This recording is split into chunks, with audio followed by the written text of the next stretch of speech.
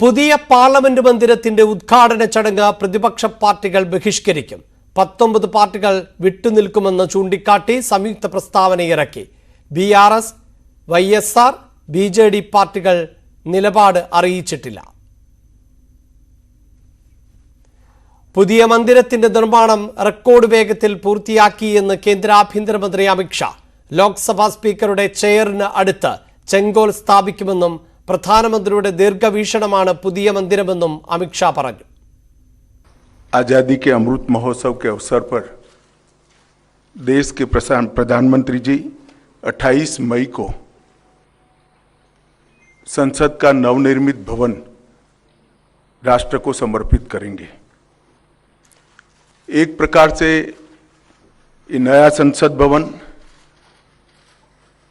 प्रधानमंत्री जी की दूरदर्शिता का प्रमाण है, जो नए भारत के निर्माण में हमारी सांस्कृतिक विरासत, परंपरा और सभ्यता को आधुनिकता से जोड़ने का एक सुंदर प्रयास है. इस नई संरचना को रिकॉर्ड समय में बनाने के लिए करीब 60,000 के आसपास श्रम योगियों ने अपना योगदान दिया है. इस अवसर पर प्रधानमंत्री जी ये सभी श्रम योगियों का सम्मान भी करेंगे. വിവരങ്ങളുമായി MG മിഥുൻ ആണ് ചേരുന്നത്. മിഥുൻ, നേരത്തെ തന്നെ പ്രതിപക്ഷ പാർട്ടികൾ എതിർപ്പ് അറിയിച്ചു തുടങ്ങിയിരുന്നു. പ്രത്യേകിച്ച് രാഷ്ട്രപതിയെ കൊണ്ടല്ല ഈ ഉദ്ഘാടനം നടത്തുന്നത് എന്നുള്ളതാണ്. പ്രധാനമന്ത്രി ഉദ്ഘാടനം ചെയ്യുന്നതിലായിരുന്നു വലിയ വിയോജിപ്പ്. ഇപ്പോൾ 19 പാർട്ടികൾ ഈ ചടങ്ങിൽ പങ്കെടുക്കില്ല എന്ന് കൂടി അറിയിച്ചിരിക്കുന്നു. എന്താണ് പ്രതിപക്ഷത്തിന്റെ നിലപാട്? അഭിലാഷ്, പുതിയ പാർലമെന്റ് മന്ദിരത്തിന്റെ ഉദ്ഘാടന വേളയിൽ പ്രധാനമന്ത്രി നരേന്ദ്രമോദി തന്നെ ഉദ്ഘാടനം ചെയ്യുമെന്നാണ് കേന്ദ്ര ആഭ്യന്തരമന്ത്രി അമിത് ഷാ വ്യക്തമാക്കിയിരിക്കുന്നത്. അതിനോട് അനുബന്ധിച്ച് തന്നെ ബഹിഷ്കരണവുമായി പ്രതിപക്ഷ പാർട്ടികൾ രംഗത്ത് വരികയും ചെയ്തിട്ടുണ്ട്. 19 പാർട്ടികൾ ഇതിനോടകം തന്നെ ബഹിഷ്കരിക്കണം, അതായത് ഈ ഒരു ഉദ്ഘാടന ചടങ്ങ് ബഹിഷ്കരിക്കുമെന്ന് ചൂണ്ടിക്കാണിച്ചുകൊണ്ട് സംയുക്ത പ്രസ്താവന ഇറക്കുകയും ചെയ്തിട്ടുണ്ട്. അതായത് കോൺഗ്രസ്, DMK, ആം ആദ്മി പാർട്ടി, ശിവസേന, ഉദ്ധവ് വിഭാഗം, സമാജ്വാദി പാർട്ടി, CPI, ജാർഖണ്ഡ് മുക്തി മോർച്ച, കേരള കോൺഗ്രസ് മാണി വിഭാഗം, വിടുതലൈ ചിറുതൈ കക്ഷി, ഒപ്പം തന്നെ Rashtriya Lok Dal, Trinamool Congress, Janata Dal United, NCP, CPM, Rashtriya Janata Dal, Indian Union Muslim League, National Conference Party, Revolutionary Socialist Party തുടങ്ങിയ ദ്രാവിഡ മുന്നേറ്റ കഴകം തുടങ്ങിയ പാർട്ടികളാണ് ഇതിനോടകം തന്നെ ഈ ബഹിഷ്കരണം ഏർപ്പെടുത്തിക്കൊണ്ടുള്ള സംയുക്ത പ്രസ്താവനയിൽ ഒപ്പുവെച്ചിരിക്കുന്നത്. മറ്റ് 3 പാർട്ടികൾ, പ്രതിപക്ഷത്തുള്ള 3 പാർട്ടികളുണ്ട്. അതായത് BRS, YSR, BJD തുടങ്ങിയ പാർട്ടികൾ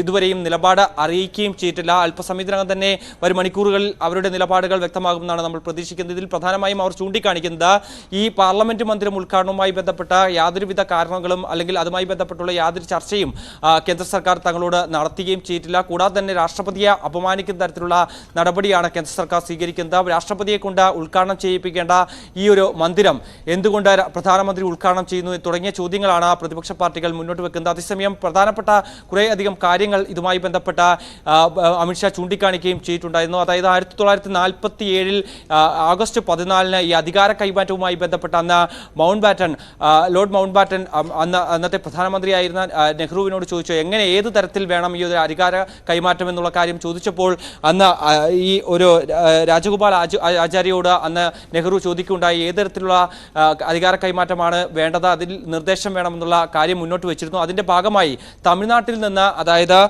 മയിലാടുംതുറയിലെ ഒരു മഠം കേന്ദ്രീകരിച്ച്, അതായത് ചോള സാമ്രാജ്യത്തിൻ്റെ ഭാഗമായിട്ടുള്ള അധീനയിലുള്ള ആ മഠത്തിൽ നിന്ന് ഒരു ഉടവാൾ നിർമ്മിച്ചു കൊണ്ടുവരണം, അത് ഡൽഹിയിലെത്തിക്കണം എന്നുള്ള നിർദ്ദേശമായിരുന്നു ഉണ്ടായത്. അതിൻ്റെ ഭാഗമായി ആ ഉടവാൾ സ്വീകരിച്ചുകൊണ്ടായിരുന്നു അന്ന് അധികാര കൈമാറ്റം നടത്തുകയും ചെയ്ത് അന്ന് പ്രധാനമന്ത്രിയായ ശേഷം നെഹ്റു ഈ ഒരു മൗണ്ട് ബാറ്റനിൽ നിന്ന് ഈ ഉടവാൾ സ്വീകരിച്ചുകൊണ്ടായിരുന്നു അധികാരം കൈമാറ്റം നടത്തിയിരുന്നത്. ആ പ്രതീകം തിരികെ കൊണ്ടുവരിക എന്നുള്ള ഉദ്ദേശമാണ് ഞങ്ങൾ ഇതുമായി ബന്ധപ്പെട്ട് ഉന്നയിക്കുന്നത്. അതുകൊണ്ട് തന്നെ ആ രീതിയിൽ ചെങ്കോൽ കൈമാറ്റം തിരികെ കൊണ്ടുവരുന്നതിന് വേണ്ടി ഈ 28-ന് ഉദ്ഘാടന വേളയിൽ ഇതേ ചെങ്കോൽ ചെങ്കോല് വീണ്ടെടുക്കുന്ന ചടങ്ങിലേക്ക് കടക്കും. അന്ന് പ്രധാനമന്ത്രി നരേന്ദ്രമോദി ഈ ചെങ്കോൽ സ്വീകരിക്കും. തുടർന്ന് ഇത് സ്പീക്കറിന്റെ ചെയറിന് സമീപം മുകളിലായി ഇത് സ്ഥാപിക്കുമെന്നുള്ള കാര്യവും അദ്ദേഹം ചൂണ്ടിക്കാണിക്കുകയും ചെയ്തിട്ടുണ്ട്. എന്തായാലും ആ ഒരു രീതിയിൽ അത് ചോള രാജവംശത്തിന്റെ ഭാഗമായിട്ടുള്ള ഈ ഒരു ചെങ്കോൽ സ്വീകരിച്ചുകൊണ്ട് അധികാര കൈമാറ്റം നടത്താനുള്ള ഒരു തീരുമാനത്തിലേക്കാണ് എന്തായാലും കേന്ദ്ര സർക്കാർ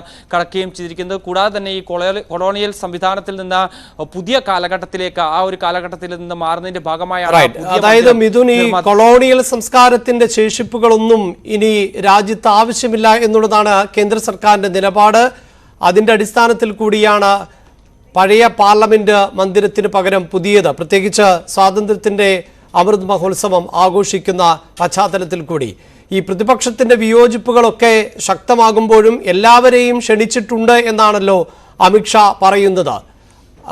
അതായത് പ്രതിപക്ഷത്തിന്റെ വിയോജിപ്പുകളെയെല്ലാം തള്ളിക്കളയുന്നു, പ്രധാനമന്ത്രി തന്നെ ഉദ്ഘാടനം ചെയ്യുന്നു എന്ന് പറയുമ്പോൾ മറ്റ് അതിഥികളെ സംബന്ധിച്ച വിവരങ്ങൾ എന്തെങ്കിലും വാർത്താ സമ്മേളനത്തിൽ നൽകുകയുണ്ടായോ?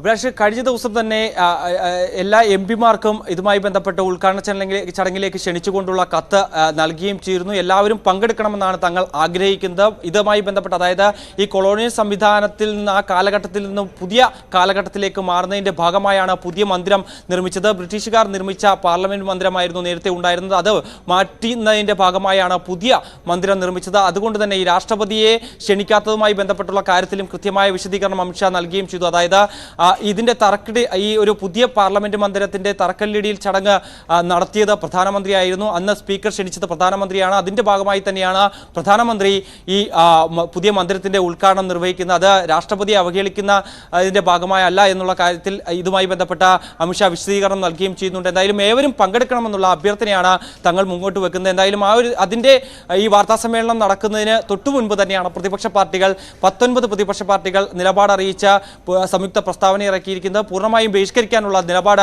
സ്വീകരിക്കുകയും ചെയ്തിരിക്കുന്നത്. എന്തായാലും ഒരു വിട്ടുവീഴ്ചയ്ക്കും കേന്ദ്ര സർക്കാർ തയ്യാറാകുന്നില്ല എന്നുള്ളതാണ്. ഈ പ്രതിപക്ഷം മുന്നോട്ട് വെച്ചുള്ള ആവശ്യങ്ങളിൽ തയ്യാറാകുന്നില്ല എന്നുള്ളത് തന്നെയാണ് നമ്മൾ ഇതിൽ ഏറ്റവും പ്രധാനമായും എടുത്തു കാണേണ്ടത്. എന്തായാലും 28-ന് നടക്കുന്ന ഈ പുതിയ പാർലമെന്റ് മന്ദിരത്തിന്റെ ഉദ്ഘാടനം പ്രധാനമന്ത്രി തന്നെ നിർവഹിക്കുമെന്ന് കേന്ദ്ര ആഭ്യന്തരമന്ത്രി അല്പസമയത്തിന് മുമ്പ് നടത്തിയ വാർത്താ സമ്മേളനത്തിൽ പറയുകയും ചെയ്തു. എന്തായാലും 19 പാർട്ടികളാണ് നിലവിൽ ബഹിഷ്കരണം ഏർപ്പെടുത്തിയിരിക്കുന്നത്. മറ്റു 3 പാർട്ടികളുടെ BRS, YSR, കോൺഗ്രസ്, ഒപ്പം തന്നെ BJD തുടങ്ങിയ പാർട്ടികളുടെ നിലപാടും അല്പസമയത്തിനകം ലഭ്യമാവുമെന്നാണ് പ്രതീക്ഷിക്കുന്നത്. പുതിയ പാർലമെന്റ് മന്ദിരത്തിന്റെ ഉദ്ഘാടനം 28-ാം തീയതിയാണ്. വിവാദങ്ങൾക്കിടെയാണ് ഈ കെട്ടിടത്തിന്റെ ഉദ്ഘാടനം നടക്കാൻ പോകുന്നത്. 19 പ്രതിപക്ഷ പാർട്ടികൾ ഉദ്ഘാടന ചടങ്ങ് ബഹിഷ്കരിക്കുമെന്ന് സംയുക്ത പ്രസ്താവനയിലൂടെ അറിയിച്ചിരിക്കുന്നു. എന്നാൽ ഉദ്ഘാടനം പ്രധാനമന്ത്രി തന്നെ നിർവഹിക്കുമെന്ന് ആഭ്യന്തരമന്ത്രി അമിത്ഷാ വാർത്താ സമ്മേളനത്തിൽ അറിയിച്ചു. തിരുവനന്തപുരം മെഡിക്കൽ കോളേജിൽ രോഗികൾക്ക് ദുരിത ജീവിതം. വൃത്തിഹീനമായ സാഹചര്യത്തിലാണ് രോഗികൾ കഴിയുന്നത്. 6-ാം വാർഡിൽ മൂട്ടകൾ നിറഞ്ഞ കിടക്കുകളിൽ രോഗികൾ കഴിയുന്ന ദൃശ്യങ്ങൾ പുറത്തുവന്നു. 6-ാം വാർഡ് മെഡിക്കൽ കോളേജിൽ ഉള്ള ദൃശ്യങ്ങളാണിത്. ഒരു പേഷ്യൻ്റ് കാല് സുഖമില്ലാതെ കിടക്കുന്ന ഒരു പേഷ്യൻറ്റിൻ്റെ ബെഡിൻ്റെ അടിയിലുള്ള അവസ്ഥയാണ്. നമ്പർ 1 കേരളം. അതായത് ആരും ഇല്ലാതെ കിടക്കുന്ന ഒരു രോഗിയുടെ ബെഡിൽ കാണുന്ന ദൃശ്യങ്ങളാണിത്. മനസ്സിലായില്ലേ? ഇതാണ് നമ്മുടെ നമ്പർ 1 കേരളം. ഇതാ കണ്ടോളൂ. കണ്ടല്ലോ ഒരു രോഗിയുടെ കട്ടിലിൻ്റെ അടിയിൽ ഉള്ള ബെഡിനടിയിലുള്ള ദൃശ്യങ്ങളാണിത്. തിരുവനന്തപുരം മെഡിക്കൽ കോളേജിലെ 6-ാം വാർഡിൽ നിന്നുള്ള ദൃശ്യങ്ങളാണിവ. രോഗികൾ കഴിഞ്ഞിരുന്നത് മൂട്ടകളും മറ്റു പ്രാണികളും നിറഞ്ഞ കിടക്കകളിൽ.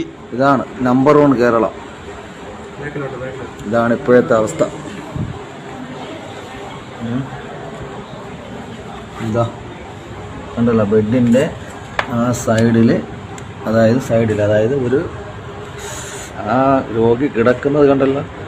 ആ രോഗി കിടക്കുന്നതിൻ്റെ തൊട്ട് താഴത്തെ അവസ്ഥയാണ്. കണ്ടോ? തൊട്ട് താഴത്തെ അവസ്ഥയാണ്. ഇതാണ് ഇപ്പോഴത്തെ അവസ്ഥ. ശസ്ത്രക്രിയ കഴിഞ്ഞ രോഗികളാണ് 6-ാം വാർഡിൽ കഴിഞ്ഞിരുന്നത്. മൂട്ടകളും മറ്റു പ്രാണികളും കടിച്ച് പല രോഗികളും ചികിത്സ തേടേണ്ടിയും വന്നിരുന്നു. കഴിഞ്ഞ ആഴ്ച ചിത്രീകരിച്ച ദൃശ്യങ്ങളാണ് ഇപ്പോൾ പുറത്തു വന്നത്. തുടർന്ന് ആശുപത്രി സൂപ്രണ്ട് വാർഡ് സന്ദർശിക്കുകയും അടിയന്തര പരിഹാരം കാണുകയും ചെയ്തു. മെഡിക്കൽ കോളേജിലെ വാർഡുകളിൽ നേരത്തെ കൃത്യമായ ഇടവേളകളിൽ അണുനശീകരണം നടത്തിയിരുന്നു. രോഗികളെ താൽക്കാലികമായി മറ്റു വാർഡുകളിലേക്ക് മാറ്റിയ ശേഷമാണ് ഈ രീതിയിൽ ഓരോ വാർഡും അണുനശീകരണം നടത്തുന്നത്. എന്നാൽ ഇപ്പോൾ പുനർനിർമ്മാണം നടക്കുന്നതിനാൽ രോഗികളെ താൽക്കാലികമായി മറ്റു സ്ഥലങ്ങളിലേക്ക് മാറ്റാൻ കഴിയാത്തതിനാലാണ് അണുനശീകരണം തടസ്സപ്പെട്ടതെന്നാണ് അനൌദ്യോഗികമായ വിശദീകരണം. അതേസമയം കഴിഞ്ഞ ദിവസം തിരുവനന്തപുരം മെഡിക്കൽ കോളേജിലെ MRI യൂണിറ്റിലെ ശുചിമുറിയിൽ ഒരു രോഗിയുടെ ബന്ധുവിനെ തൂങ്ങിമരിച്ച നിലയിൽ കണ്ടെത്തിയിരുന്നു. കഴിഞ്ഞ ഞായറാഴ്ച പുലർച്ചെ യൂറോളജി വാർഡിൽ ചികിത്സയിലിരുന്ന ഒരു വയോധികനും വാർഡിൽ തൂങ്ങിമരിച്ചിരുന്നു. മെഡിക്കൽ കോളേജിലെ സുരക്ഷാ സംവിധാനങ്ങൾക്കെതിരെ ആക്ഷേപം ശക്തമാകുന്നതിനിടെയാണ് ഒരാഴ്ചക്കിടെ രണ്ടുപേർ ആത്മഹത്യ ചെയ്തത്. ന്യൂസ് 18 തിരുവനന്തപുരം. മണ്ണാർക്കാട് കൈക്കൂലിക്കേസിൽ അറസ്റ്റിലായി വില്ലേജ് അസിസ്റ്റന്റ് സുരേഷ് കുമാർ റിമാൻഡിൽ. അടുത്ത മാസം 7 വരെയാണ് തൃശൂർ വിജിലൻസ് കോടതി റിമാൻഡ് ചെയ്തത്. സംഭവത്തിൽ തഹസിൽദാർ പാലക്കാട് ജില്ലാ കളക്ടർക്ക് റിപ്പോർട്ട് നൽകി. റിപ്പോർട്ടിന്റെ അടിസ്ഥാനത്തിൽ സുരേഷിനെതിരെ തുടർ നടപടി ഉണ്ടാകും. സംഭവത്തിൽ റവന്യൂ മന്ത്രി കെ രാജൻ ഉന്നതതല അന്വേഷണം പ്രഖ്യാപിച്ചു. പണത്തിനു പുറമെ സുരേഷ് കുമാറിന്റെ മുറിയിൽ നിന്ന് തേനും കുടംപുളിയും കണ്ടെടുത്തു. കണ്ണൂർ ചെറുപുഴ പാടിച്ചാലിൽ ഒരു കുടുംബത്തിലെ 5 പേർ മരിച്ച നിലയിൽ. ചെറുപുഴ പാടിച്ചാൽ സ്വദേശികളായ ശ്രീജ, 3 മക്കൾ, ശ്രീജയുടെ 2ാം ഭർത്താവ് ഷാജി എന്നിവരാണ് മരിച്ചത്. മക്കളെ കൊലപ്പെടുത്തി ദമ്പതികൾ ആത്മഹത്യ ചെയ്തു എന്നാണ് പ്രാഥമിക നിഗമനം. ഇന്ന് പുലർച്ചെയാണ് ചെറുവത്തൂരിനടുത്ത് പാടിച്ചാലിൽ മൃതദേഹങ്ങൾ കണ്ടെത്തിയത്. ശ്രീജയും 2ാം ഭർത്താവും മക്കളെ കൊലപ്പെടുത്തിയതിനു ശേഷം ആത്മഹത്യ ചെയ്തെന്നാണ് പോലീസിന്റെ പ്രാഥമിക നിഗമനം. ശ്രീജയും ഷാജിയും 2 ആഴ്ച മുമ്പാണ് വിവാഹിതരായത്. കഴിഞ്ഞ 16-നായിരുന്നു ഇവരുടെ വിവാഹം. കുട്ടികളെ സ്റ്റെയർ കേസിൽ കെട്ടിത്തൂക്കി കൊലപ്പെടുത്തിയ നിലയിലാണ് കണ്ടെത്തിയത്. ശ്രീജയുടെ ആദ്യ വിവാഹ ബന്ധത്തിലെ മക്കളാണ് മരിച്ചത്. ഷാജിക്ക് വേറെ ഭാര്യയും 2 കുട്ടികളുമുണ്ട്. സംഭവത്തിൽ മറ്റു ദുരൂഹതകളുണ്ടോ എന്ന് പോലീസ് പരിശോധിക്കുന്നുണ്ട്. ചെറുപുഴ പോലീസ് സ്ഥലത്തെത്തി പരിശോധന നടത്തി. ന്യൂസ് 18 കണ്ണൂർ. ബസ് സമരവുമായി മുന്നോട്ടു പോകുമെന്ന് സ്വകാര്യ ബസ് ഉടമകൾ. ജൂൺ 7 മുതൽ അനിശ്ചിതകാല സമരം ആരംഭിക്കും. ഗതാഗത മന്ത്രിയിൽ നിന്ന് ഉറപ്പൊന്നും ലഭിച്ചില്ലെന്നും ബസ് ഓണേഴ്സ് സംയുക്ത സമരസമിതി വ്യക്തമാക്കി. സമരം ന്യായീകരിക്കാനാകില്ലെന്നും 1 വർഷം മുമ്പാണ് യാത്രാ നിരക്ക് വർദ്ധിപ്പിച്ചതെന്നും ഗതാഗത മന്ത്രി ആന്റണി രാജു പറഞ്ഞു. ജൂൺ 7 മുതൽ നടത്തുമെന്ന് പ്രഖ്യാപിച്ച സ്വകാര്യ ബസ് സമരത്തിൽ നിന്ന് പിൻവാങ്ങില്ല എന്ന് ബസ് ഉടമകൾ അറിയിച്ചു. ഗതാഗത മന്ത്രി ആന്റണി രാജുവുമായി ഇന്ന് നടത്തിയ ചർച്ച പരാജയപ്പെട്ടു. ചർച്ചയിൽ മുന്നോട്ട് വെച്ച ആവശ്യങ്ങൾക്ക് കൃത്യമായ മറുപടി ഗതാഗത മന്ത്രി ആന്റണി രാജു നൽകിയില്ല എന്നു ബസ് ഉടമകൾ ആരോപിക്കുന്നുണ്ട്. ആവശ്യങ്ങൾ പരിഗണിക്കാമെന്ന് മാത്രമാണ് മന്ത്രി മറുപടി നൽകിയത്. ഇതോടെയാണ് സമരം നടത്തുമെന്ന് കാണിച്ചുകൊണ്ട് ബസ് ഉടമകൾ ഗതാഗത മന്ത്രി ആന്റണി രാജുവിന് നോട്ടീസ് നൽകിയത്. ഞങ്ങൾ വിദ്യാർത്ഥികൾക്ക് യാത്രാ സൗജന്യം അനുവദിച്ചു കൊടുക്കുന്നു. ഞങ്ങൾക്ക് ഒരു തരത്തിലുള്ള ആനുകൂല്യം തരുന്നില്ല. ഇവിടെ +2 വരെയുള്ള വിദ്യാർത്ഥികൾക്ക് കൺസെഷൻ കൊടുക്കുന്നു എന്ന പേരിൽ KSRTC എത്ര പേർക്ക് കൊടുക്കുന്നുണ്ട് നിങ്ങൾക്ക് പരിശോധിക്കാം. കൊടുക്കുന്നുണ്ടെന്നുള്ള പേരിൽ കഴിഞ്ഞ 10 വർഷത്തെ വാഹന നികുതി KSRTC സർക്കാർ ഒഴിവാക്കി കൊടുത്തിരിക്കുക. അപ്പം ഞങ്ങൾക്ക് ഒരു തരത്തിലുള്ള ആനുകൂല്യങ്ങൾ തരില്ല. ഞങ്ങളടിക്കാൻ ഡീസലിൻ്റെ വില വർദ്ധിപ്പിക്കുക. അങ്ങനെയുള്ള സാഹചര്യത്തിൽ ഞങ്ങൾക്ക് തുടർന്ന് മുന്നോട്ട് കൊണ്ടുപോകാൻ കഴിയാത്തൊരു സാഹചര്യം സംജാതമായിരിക്കുകയാണ്. അതുകൊണ്ട് സംസ്ഥാനത്തെ സ്വകാര്യ ബസ്സുകൾ ഈ ജൂൺ 7 മുതൽ അനിശ്ചിതകാലത്തേക്ക് സർവീസ് നിർത്തിവെക്കാൻ ഞങ്ങൾ തീരുമാനിച്ചതിൻ്റെ അടിസ്ഥാനത്തിൽ ഞങ്ങൾ അതിൻ്റെ നിവേദനം കൊടുക്കാനുണ്ടെന്ന് ബഹുമാനപ്പെട്ട മന്ത്രിയെ കണ്ട് അദ്ദേഹം അതിനെക്കുറിച്ച് പരിഗണിക്കാൻ ഞാൻ ആലോചിക്കട്ടെ എന്നൊക്കെ അദ്ദേഹം പറഞ്ഞിട്ട് ഞങ്ങൾക്ക് കൃത്യമായിട്ടുള്ള മറുപടി ഒന്നും അദ്ദേഹത്തിന് വന്ന് കിട്ടിയിട്ടില്ല. എന്തായാലും ഈ ബസ്സുകൾക്ക് ഈ വിദ്യാർത്ഥികളെ മാത്രം കയറ്റിക്കൊണ്ടും ഈ നിലവിലോടുന്ന ബസ്സുകളെയൊക്കെ ഒഴിവാക്കിക്കൊണ്ടുള്ള സർക്കാരിൻ്റെ തീരുമാനവുമായി ഞങ്ങൾക്ക് മുന്നോട്ട് പോകാൻ കഴിയില്ല. ഞങ്ങൾ ബസ്സുകളൊക്കെ നിർത്തിവെക്കും. ബസ് ഉടമകളുടെ സമരം ന്യായീകരിക്കാനാവില്ല എന്ന നിലപാടാണ് ഗതാഗത മന്ത്രി ആന്റണി രാജു സ്വീകരിച്ചത്. ബസ് ഉടമകളുടെ ആഗ്രഹപ്രകാരം 1 വർഷം മുമ്പാണ് യാത്രാ നിരക്ക് വർദ്ധിപ്പിച്ചതെന്നും മന്ത്രി പറഞ്ഞു. ഈ സമരം ഒരിക്കലും ന്യായീകരിക്കത്തക്കതല്ല. കാരണം 1 വർഷം മുമ്പ് മാത്രമാണ് സ്വകാര്യ ബസ് ഉടമകളുമായി ചർച്ച ചെയ്ത് അവരുടെ ആവശ്യങ്ങളെല്ലാം പരിഹരിച്ച് ബസ് ചാർജ് വർധന അവരാഗ്രഹിച്ചതുപോലെ ഒരു ബസ് ചാർജ് വർധന നടപ്പാക്കിയാണ് LDF. അപ്പോൾ വീണ്ടും ഒരു പ്രകോപനവും ഇല്ലാതെ ഒരു കാര്യവുമില്ലാതെ അതിനുശേഷം ഡീസൽ വില വർദ്ധിപ്പിച്ചിട്ടില്ല, ഒരു വർധനവും ഉണ്ടായിട്ടില്ല. അപ്പോൾ ഇങ്ങനെ ഒരു സമ്മർദ്ദത്തിലൂടെ വീണ്ടും അനാവശ്യമായ ആവശ്യങ്ങൾ ഉന്നയിച്ചുകൊണ്ട് സമരത്തിന് ഇറങ്ങി പുറപ്പെടുന്നത് ശരിയാണോ എന്നുള്ള അവർ തന്നെ ചിന്തിക്കണം. വിദ്യാർത്ഥികളുടെ കൺസെഷൻ നിരക്ക് മിനിമം 5 രൂപയാക്കണം, കൺസെഷന് പ്രായപരിധി നിശ്ചയിക്കണം, ലിമിറ്റഡ് സ്റ്റോപ്പ് പെർമിറ്റ് നിലനിർത്തണം തുടങ്ങിയവയാണ് ബസ് ഉടമകൾ മുന്നോട്ട് വയ്ക്കുന്ന പ്രധാനപ്പെട്ട ആവശ്യങ്ങൾ. തിരുവനന്തപുരത്ത് നിന്നും നന്ദകുമാർ, ന്യൂസ് 18. AI ക്യാമറ നിരീക്ഷണത്തിൽ കുട്ടികൾക്ക് തത്കാലം പിഴ ഈടാക്കില്ല. കേന്ദ്ര സർക്കാർ തീരുമാനം വരും വരെ ഇരുചക്രവാഹനത്തിൽ 12 വയസ്സിൽ താഴെ ഉള്ളവർക്ക് പിഴ ഈടാക്കില്ല. പൊതുവികാരം കണക്കിലെടുത്താണ് തീരുമാനമെന്നും ജൂൺ 5 മുതൽ പിഴ ഈടാക്കുമെന്നും ആന്റണി രാജു പറഞ്ഞു. 2 യാത്രക്കാരോടൊപ്പം സ്കൂട്ടറിൽ 12 വയസ്സിന് താഴെയുള്ള ഒരാൾക്ക് കൂടി യാത്ര ചെയ്യാൻ അനുവദിക്കുന്ന രീതിയിൽ മോട്ടോർ വാഹന നിയമത്തിലെ ഭേദഗതി വരുത്തണമെന്ന് ആവശ്യപ്പെട്ടുകൊണ്ട് കേന്ദ്ര ഗവൺമെൻറ്റിന് കത്തയക്കാനുള്ള തീരുമാനത്തിൻ്റെ അടിസ്ഥാനത്തിൽ കേന്ദ്ര ഗവൺമെൻറ്റിന് കത്ത് അയച്ചിട്ട് കഴിഞ്ഞു. ഇല്ല മറുപടി വന്നിട്ടില്ല. അല്ല, 5-ാം തീയതി അതിനൊരു മറുപടി വരാതെ ആ കാര്യത്തിൽ പിഴയടക്കേണ്ട കാര്യമില്ല. കാരണം നിലവിൽ സംസ്ഥാന ഗവൺമെൻറ് ഒരു ആഗ്രഹം, പൊതുവികാരവും മാധ്യമങ്ങളുടെ ഒരു അഭിപ്രായം എല്ലാം 12 വയസ്സിന് താഴെയുള്ള വിദ്യാർത്ഥികളെ 12 വയസ്സിന് താഴെയുള്ളവരെ കൂടി രണ്ടുപേരോടൊപ്പം യാത്ര ചെയ്യാൻ അനുവദിക്കുന്നുള്ള പൊതുവികാരമാണുള്ളത്. ആ വികാരം വേണമെന്നുള്ള ആവശ്യമാണ് സംസ്ഥാനത്തിനുമുള്ളത്. അതിൻ്റെ അടിസ്ഥാനത്തിലാണ് കേന്ദ്ര ഗവൺമെൻറ്റിനെ അറിയിച്ചിട്ടുള്ളത്. അതിൻ്റെ അടിസ്ഥാനത്തിൽ കേന്ദ്ര ഗവൺമെൻറ് തീരുമാനം വരുന്നതുവരെ അതിലൂടെ നടപ്പാക്കേണ്ട കാര്യമില്ലല്ലോ. എലത്തൂർ ട്രെയിൻ തീവെപ്പ് കേസിൽ പ്രതി ഷാരൂഖ് സേഫിയുടെ ആവശ്യം തള്ളി കോടതി. ഉദ്യോഗസ്ഥ സാന്നിധ്യമില്ലാതെ അഭിഭാഷകനുമായി സംസാരിക്കണമെന്നായിരുന്നു ഷാരൂഖ് സേഫിയുടെ ആവശ്യം. എന്നാൽ അഭിഭാഷകന് നിയമാനുസൃതമായി ജയിലിൽ എത്തി പ്രതിയോട് സംസാരിക്കാമെന്ന് കോടതി വ്യക്തമാക്കി. ശനിയാഴ്ച ഷാരൂഖിനെ ഓൺലൈനായി കൊച്ചി പ്രത്യേക NIA കോടതിയിൽ ഹാജരാക്കും. സുവി വിശ്വനാഥന്റെ റിപ്പോർട്ട്. എലത്തൂർ ട്രെയിൻ തീവെപ്പ് കേസിലെ പ്രധാന പ്രതിയായ ഷാരൂഖ് സേഫിയുടെ ആവശ്യമാണ് കോടതി തള്ളിയിരിക്കുന്നത്. കൊച്ചി NIA കോടതിയാണ് ഈ ആവശ്യം തള്ളിയിരിക്കുന്നത്. കോടതിയിൽ വെച്ച് അഭിഭാഷകനുമായി സംസാരിക്കണം എന്നതായിരുന്നു ഷാരൂഖ് സേഫിയുടെ ആവശ്യം. ഈ ആവശ്യത്തെ NIAയും ശക്തമായി എതിർക്കുകയാണ് ഉണ്ടായത്. ജയിലിലെത്തി നിയമാനുസൃതമായി അഭിഭാഷകന് പ്രതിയുമായി സംസാരിക്കാമെന്നും കോടതി വ്യക്തമാക്കി. അഭിഭാഷകനും പ്രതിയും തമ്മിൽ കോടതിയിൽ വെച്ച് സംസാരിക്കുന്നത് ഉചിതമല്ല എന്നും കോടതി അറിയിച്ചിട്ടുണ്ട്. ഏതായാലും ഷാരൂഖ് സേഫിയുടെ ആവശ്യം തള്ളിയിരിക്കുകയാണ്. വരുന്ന ശനിയാഴ്ച കോടതിയിൽ ഹാജരാക്കുമ്പോൾ ഷാരൂഖ് സേഫിക്ക് സംസാരിക്കണം എന്നായിരുന്നു ഷാരൂഖ് സേഫി ആവശ്യം ഉന്നയിച്ചിരുന്നത്. ഇതുമായി ബന്ധപ്പെട്ട് ഒരു അപേക്ഷയും ഷാരൂഖ് സേഫി കോടതിയിൽ നൽകിയിരുന്നു. ആ അപേക്ഷ ഇപ്പോൾ നിരാകരിച്ചിരിക്കുകയാണ്.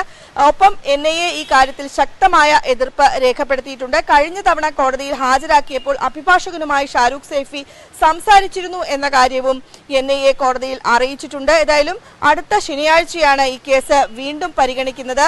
അന്ന് ഷാരൂഖ് സേഫിയെ ഓൺലൈനായിട്ടായിരിക്കും കോടതിയിൽ ഹാജരാക്കുക എന്നാണ് NIA വൃത്തങ്ങൾ അറിയിച്ചിരിക്കുന്നത്. ഇടവേള.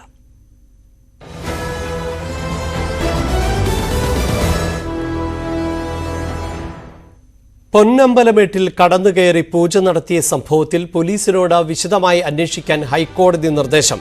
നിരീക്ഷണ ക്യാമറകൾ സ്ഥാപിക്കാനും കോടതി നിർദ്ദേശിച്ചു. 3 പേരെ അറസ്റ്റ് ചെയ്തതായി പോലീസ് കോടതിയെ അറിയിച്ചു. വാർത്തയുടെ വിശദാംശങ്ങളുമായി സുവി വിശ്വനാഥൻ ചേരുന്നുണ്ട്. സുവി, ഈ വാർത്ത ആദ്യം പുറത്തുവിട്ടത് ന്യൂസ് 18 ആയിരുന്നു. അതിനുശേഷം കോടതിയുടേത് ഉൾപ്പെടെയുള്ള ഇടപെടലുകൾ ഉണ്ടായിട്ടുണ്ട്. ഇപ്പോൾ കൃത്യമായ നിർദ്ദേശം, അതായത് ഈ സുരക്ഷാ പ്രാധാന്യമുള്ള പ്രദേശത്ത് CCTV ക്യാമറകൾ ഉൾപ്പെടെ നിരീക്ഷണ ക്യാമറകൾ ഉൾപ്പെടെ സ്ഥാപിക്കണമെന്ന് നിർദ്ദേശിക്കുന്നു. എന്താണ് മറ്റു വിവരങ്ങൾ?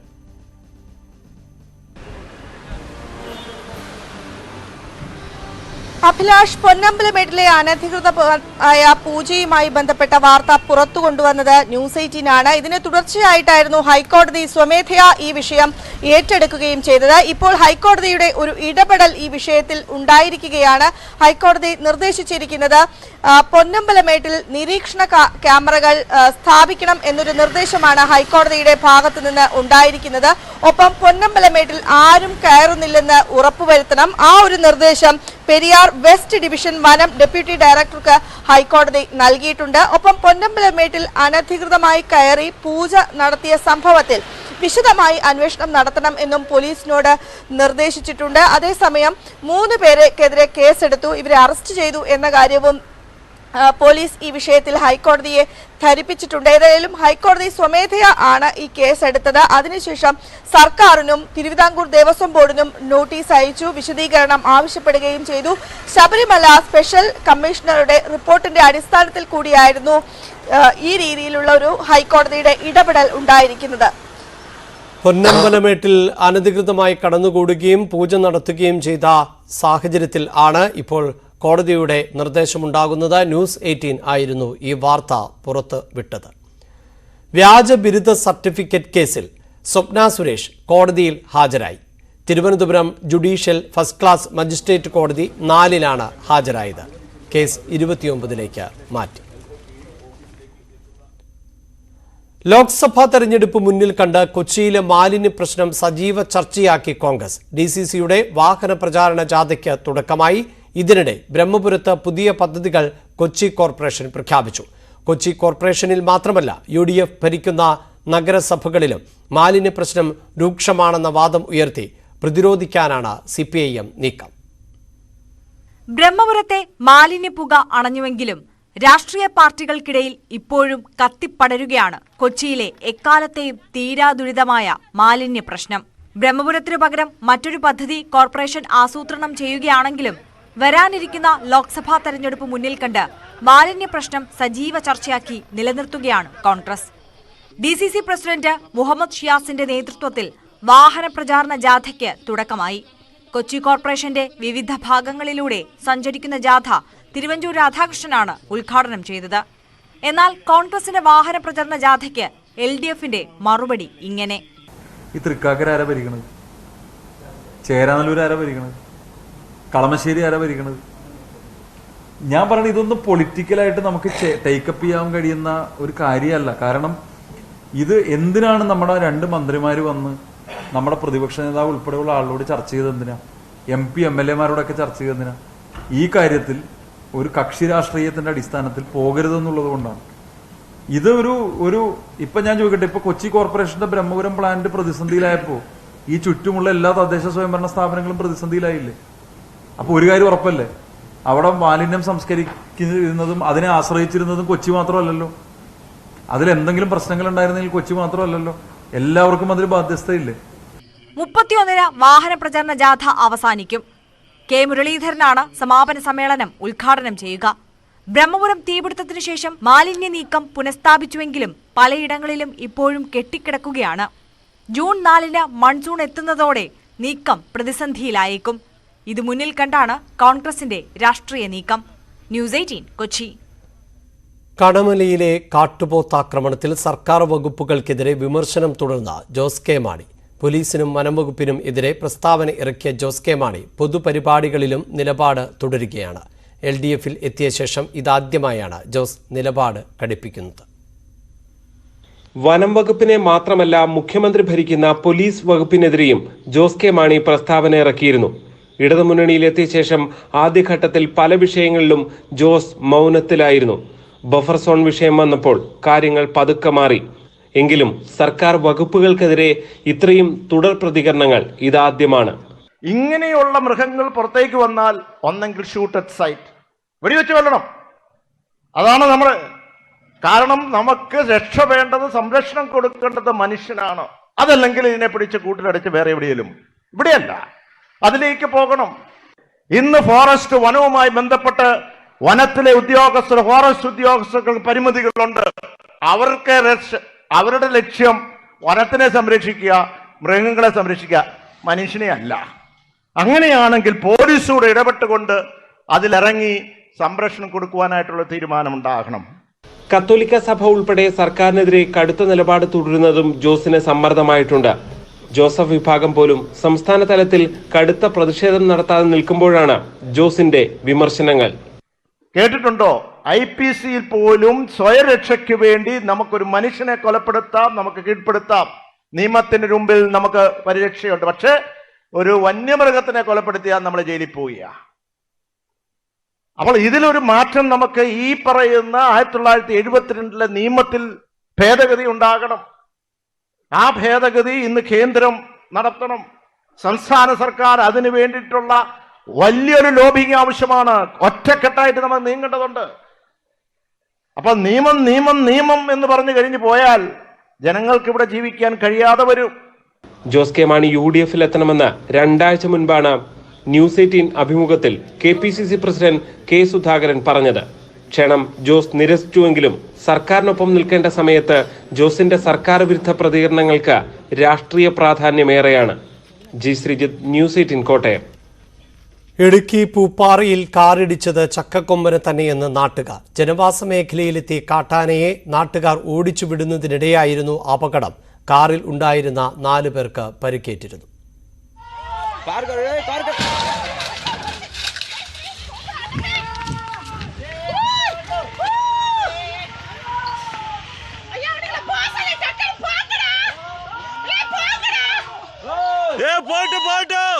ഇന്നലെ വൈകിട്ട് 7 മണിയോടെയാണ് സംഭവം. പൂപ്പാറ ചൂണ്ടലിലെ ജനവാസ മേഖലയിലെത്തിയ കാട്ടാനയെ നാട്ടുകാർ ചേർന്ന് ഓടിക്കുകയായിരുന്നു. ആന ദേശീയപാതയിലേക്ക് ഇറങ്ങുന്നതിനിടെ ഇതുവഴി എത്തിയ വാഹനമിടിച്ചു. ഇടിയേറ്റ ഉടനെ ആന വാഹനത്തെ ആക്രമിച്ചു. വാഹനത്തിലുണ്ടായിരുന്ന തങ്കരാജിനും കുടുംബാംഗങ്ങൾക്കും പരിക്കേറ്റു. ഏതാനും ദിവസങ്ങളായി ചൂണ്ടൽ തോണ്ടിമല മേഖലകളിൽ ചക്കക്കൊമ്പൻ തമ്പടിച്ചിരിക്കുകയാണ്. കഴിഞ്ഞ രാത്രിയിൽ പൂപ്പാറ ടൗണിൽ ആന എത്തിയിരുന്നു. ഇടിയേറ്റത് ചക്കക്കൊമ്പനാണോ എന്നത് വനംവകുപ്പ് വ്യക്തമാക്കിയിട്ടില്ല. ആനയ്ക്ക് സാരമായി പരിക്കുണ്ടോ എന്നതും വ്യക്തമല്ല. ഫോറസ്റ്റ് വാച്ചർമാരുടെ നേതൃത്വത്തിൽ വനംവകുപ്പ് ആനയെ നിരീക്ഷിക്കുന്നുണ്ട്. ന്യൂസ് 18 ഇടുക്കി. കിൻഫ്ര തീപിടുത്തത്തിന്റെ പശ്ചാത്തലത്തിൽ തിരുവനന്തപുരം ജില്ലയിൽ ഫയർഫോഴ്സിന്റെ വ്യാപക പരിശോധന. ആശുപത്രികളിലെ മരുന്ന് സംഭരണ കേന്ദ്രങ്ങളിലാണ് പരിശോധന നടത്തുന്നത്. അഗ്നിസുരക്ഷാ മാനദണ്ഡങ്ങൾ പാലിച്ചിട്ടുണ്ടോ എന്നാണ് പരിശോധിക്കുന്നത്. വിവരങ്ങളുമായി ഉമേഷ് ബാലകൃഷ്ണൻ ചേരുന്നുണ്ട്. ഉമേഷ്, കഴിഞ്ഞ ദിവസം ഈ തീപിടുത്തമുണ്ടായ ബിൽഡിംഗിന് NOC ഉണ്ടായിരുന്നില്ല എന്ന് ഫയർഫോഴ്സ് മേധാവി തന്നെ വ്യക്തമാക്കിയ പശ്ചാത്തലമുണ്ട്. അത്തരത്തിൽ ഇനിയും ഗോഡൌണുകൾ പ്രവർത്തിക്കുന്നുണ്ടോ എന്നാണോ സംശയിക്കേണ്ടത്? ഈ ഗോഡൌണുകൾ മാത്രമല്ല, ആശുപത്രികൾ കേന്ദ്രീകരിച്ച് മരുന്നുകളും മറ്റനുബന്ധ ഉപകരണങ്ങളും ശേഖരിക്കുന്ന റൂമുകളുണ്ടാകും. അതുകൂടാതെ KMSCL ഞാനിപ്പോൾ നിൽക്കുന്ന തിരുവനന്തപുരത്തെ KMSCL മരുന്ന് സംഭരണ കേന്ദ്രങ്ങളിൽ ഒന്നിലാണ്. ഇവിടെയും അഗ്നിസുരക്ഷാ സേനയുടെ ഓഡിറ്റിംഗ് നടത്തിയിരുന്നു. അവർ എത്തി ഈ മരുന്നുകൾ സൂക്ഷിക്കുന്ന രീതികൾ ഇത്തരത്തിൽ കത്താൻ സാധ്യതയുള്ള, പ്രത്യേകിച്ച് ബ്ലീച്ചിങ് പൗഡർ അടക്കം വയ്ക്കുകയാണെങ്കിൽ അതിൽ വെള്ളം വീണ് കഴിഞ്ഞാൽ അത് ഇത്തരത്തിൽ തെർമൽ റിയാക്ഷൻ നടത്താൻ സാധ്യതയുണ്ട്. ആ രീതിയിൽ കെമിക്കലുകൾ എങ്ങനെയാണ് സൂക്ഷിക്കുന്നത്, അടുത്തടുത്ത് ഏതെങ്കിലും കെമിക്കലുകൾ സൂക്ഷിക്കുന്നുണ്ടോ, കെമിക്കലുകളുടെ കാലപ്പഴക്കം, അവയുടെ സംഭരണ ശേഷിയിൽ കൂടുതൽ ഓരോ പ്രദേശത്ത് സംഭരിക്കുന്നുണ്ടോ തുടങ്ങിയ കാര്യങ്ങളാണ് പ്രധാനമായി പരിശോധിക്കുന്നത്. ഇവിടെ മാത്രമല്ല, തിരുവനന്തപുരത്ത് ഇപ്പോൾ ഓരോ ഫയർ സ്റ്റേഷൻ്റെ പരിധിയിലുമുള്ള സർക്കാർ സ്വകാര്യ ആശുപത്രികളിലെ മരുന്ന് സംഭരണ കേന്ദ്രങ്ങൾ കൂടി കേന്ദ്രീകരിച്ചാണ് പരിശോധന നടത്തുന്നത്. ഇന്ന് ഒരു ദിവസം കൊണ്ട് പരിശോധന പൂർത്തിയാക്കി ഇന്ന് തന്നെ റിപ്പോർട്ട് സമർപ്പിക്കാൻ ഫയർഫോഴ്സ് മേധാവി നിർദ്ദേശിച്ചിട്ടുണ്ട്. അതിൻ്റെ അടിസ്ഥാനത്തിലാണ് തിരുവനന്തപുരം ജില്ലയിൽ വ്യാപകമായി പരിശോധന തീരുമാനിച്ചിരിക്കുന്നത്. തിരുവനന്തപുരം ജില്ലയിൽ മാത്രമല്ല, സംസ്ഥാന വ്യാപകമായി തന്നെ പരിശോധിക്കാൻ നിർദ്ദേശം നൽകിയിരുന്നു. ഇന്നലെ ആരോഗ്യവകുപ്പ് സമാനമായ നിർദ്ദേശം മെഡിക്കൽ സർവീസസ് കോർപ്പറേഷന് നൽകിയിരുന്നു. അതായത് എല്ലാ ആശുപത്രികൾ കേന്ദ്രീകരിച്ച് സുരക്ഷാ ഓഡിറ്റ് ഉടൻ പൂർത്തിയാക്കണം എന്നുള്ള നിർദ്ദേശം നൽകിയിട്ടുണ്ട്.